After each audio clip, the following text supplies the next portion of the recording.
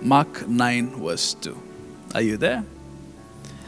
After 6 days, Jesus take with him Peter, James, and John, and leaded them up into a high mountain apart from themselves, and he was what?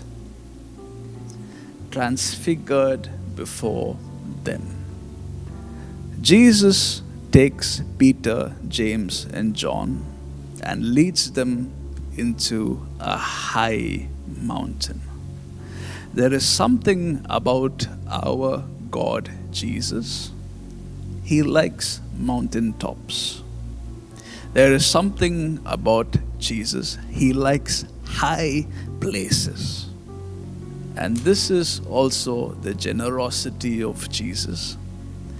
There are some moments where he does not go to that high mountain place alone. He invites you for it. What is Jesus' fascination with mountains? When you look at in Matthew 5 verse 1, you will see something interesting that Jesus does. Matthew 5 verse 1 is known as the Sermon on the Mount. He refuses to speak a sermon in the valley. This God, no, he has preferences. He refuses to meet you where you are. He refuses to meet you at your pity party. He refuses to meet you at your juniper tree. He will tell you, get up. Actually, he won't even tell you. He'll send his angel to say, tell this fellow to come up.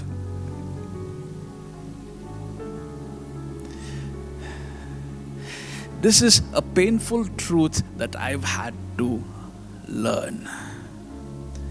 God does not respond to my pity party. God does not respond to my victimization of myself. God does not respond when I tell him, God, this is not fair.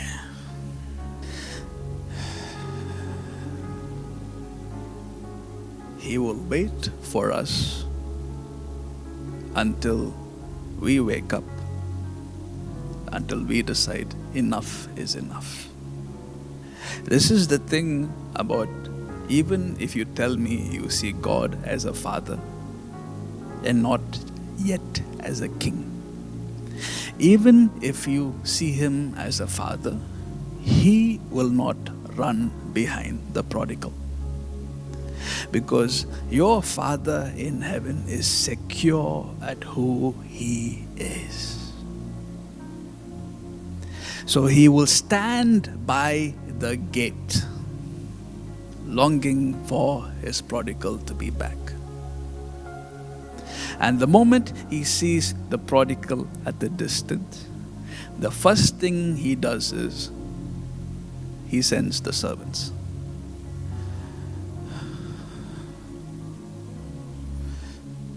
When we begin to understand the art of hearing God, the diligence it requires to posture ourselves to hear God,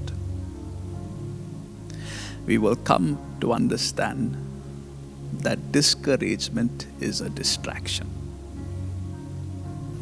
And discouragement is never from God. Child of God, this is an instruction for this month. When you see the spirit of discouragement, celebrate. Because the voice of God is near. When you see any discouragement, celebrate.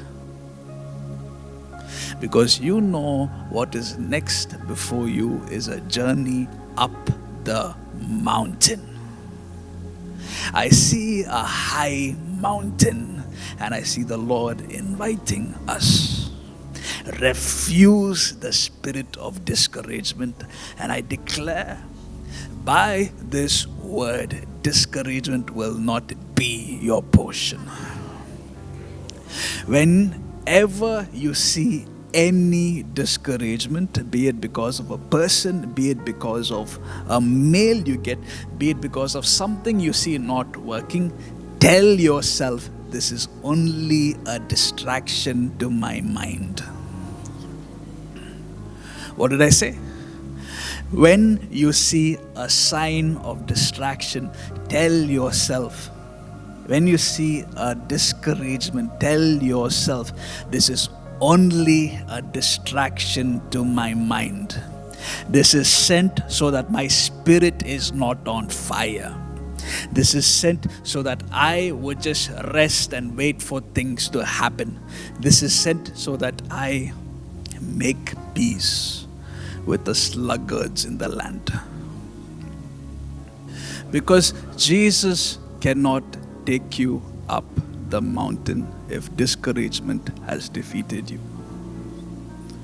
A cause that steals people from their encounters is discouragement. What steals people from their breakthrough is discouragement. Because discouragement comes and they begin to just lie down and go to sleep like Elijah, waiting for things to change. But change comes when you are at the mountaintop. And before the mountaintop is a 40-day journey of saying no to discouragement. Of saying, I have had a glimpse and I will keep going forward. Child of God, the Lord is speaking to some of you and He's telling you the journey ahead of you is far. You're not done.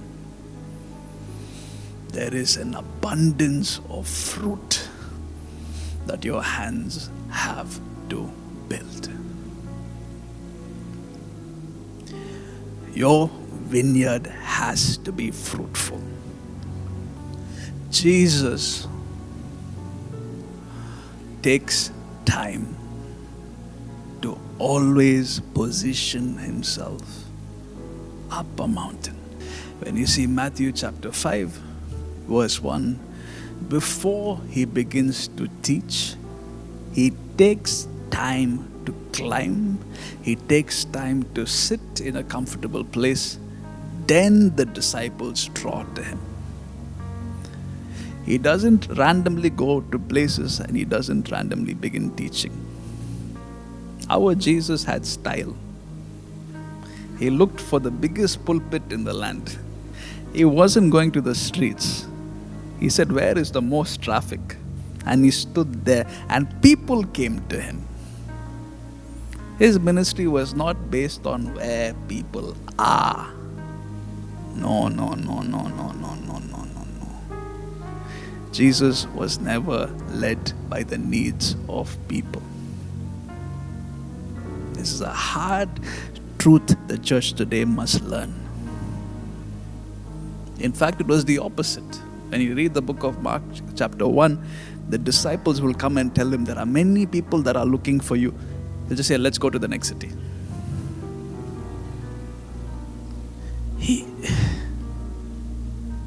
He is never led by the needs or the desires of the people, because He is a God that does not cater to your flesh.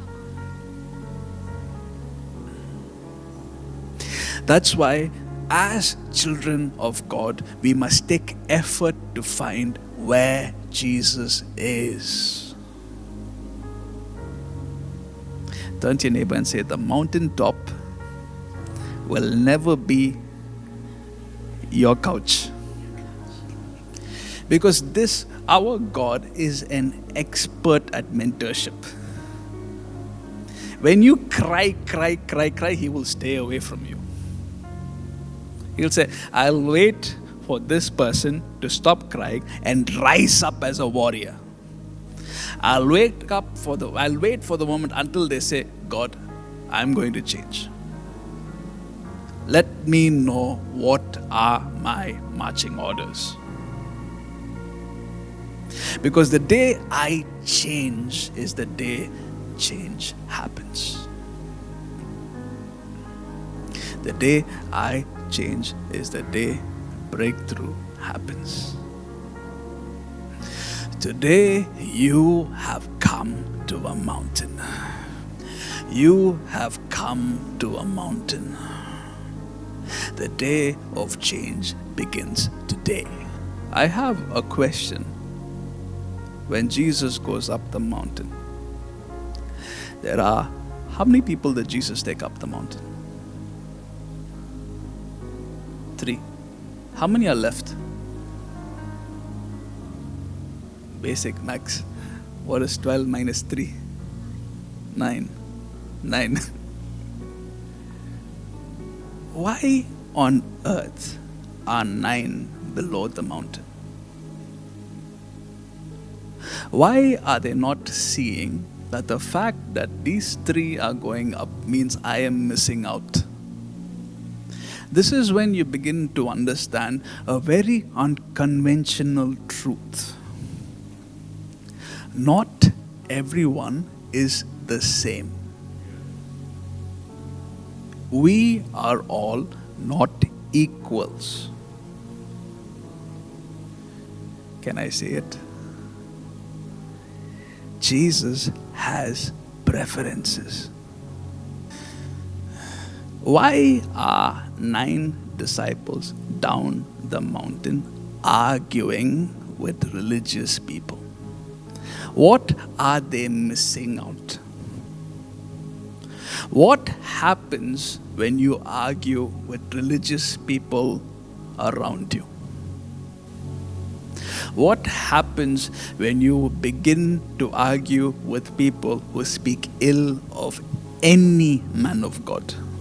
Let it be a revelation that when you begin to have conversation with religious people who fight men of God, you are below the mountain.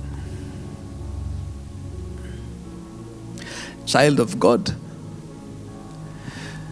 here is something that saved me years back. To refuse to partake in conversations of dishonor. It will cause you to go far. We don't want to waste time arguing with the religious people here when it is our opportunity to go up the mountain. We will not waste time debating with religious people in a season when He's invited us to go up the mountain. We have to be wise in picking our battles. We have to be wise in picking our conversation. Because the conversations you have is the battles you choose. You missed it. The conversations you have is the battles you choose. Death and life are in the power of the... That's a critical instruction to someone. Irrespective, when you see something on YouTube criticizing a man of God, block. When you see a person criticizing another man of God, take care. Bye-bye. Because while this argument is happening, please understand there is a company up the mountain where you are supposed to be. And in case you're worried about defending God's church, God has been doing that for centuries. He knows to take care of His house. Amen.